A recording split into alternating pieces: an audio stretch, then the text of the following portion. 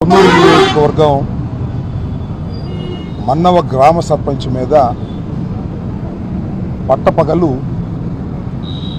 ఒక పాశవికమైన దాడి జరిగింది.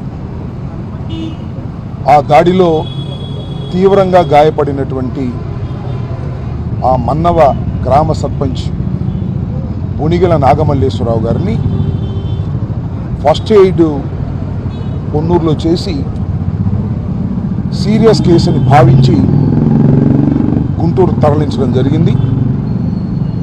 గుంటూరులో వైద్యులు పరీక్షించి ఆయన క్రిటికల్గా ఉంది ఆయన పరిస్థితి అని ఇప్పుడే తెలియపరిచారు. మేమందరం వెళ్ళి కూడా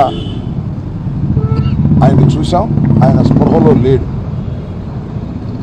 ఇది ఒక టీ స్టాల్ దగ్గర టీ తాగుతున్న సమయంలో హఠాత్తుగా నలుగురు వ్యక్తులు వచ్చి బలమైనటువంటి రాడ్లతో కొట్టినట్టుగా ఆ హోటల్కు సంబంధించినటువంటి సీసీ ఫుటేజ్ బహిర్గతమైంది.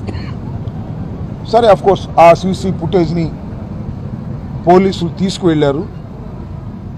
విచారణలో భాగంగా తీసుకువెళ్ళారో లేకపోతే ఆ సీసీ ఫుటేజ్ని తొక్కిపెట్టాలనే ఉద్దేశంతో తీసుకువెళ్ళారో మాకు అనుమానం కలుగుతూ ఉంది. కారణం ఏంటంటే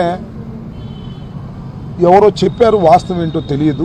పోలీసులే ఈ కొట్టిన వ్యక్తుల్ని క్షేమంగా బయటకు తీసుకువెళ్ళే ప్రయత్నం చేశారు అని. This is hearsay.